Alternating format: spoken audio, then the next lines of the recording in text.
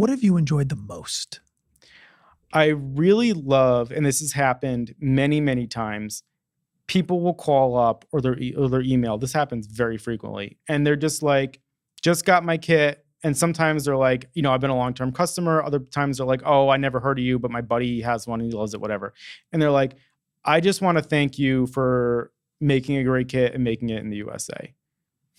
That's it. That's the phone call or that's the email. And that to me is so rewarding because it is not easy manufacturing in the US. And all of our materials are US made too. It's a sourcing nightmare. I'm not going to lie. And it's frustrating.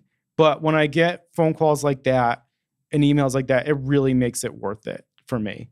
The other thing that I really like about it is that this job has put me on like so many weird, strange adventures that I never thought I would do.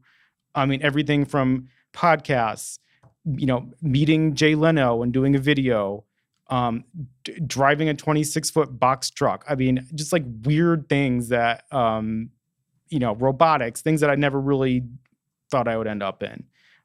So the diversions are kind of interesting as well.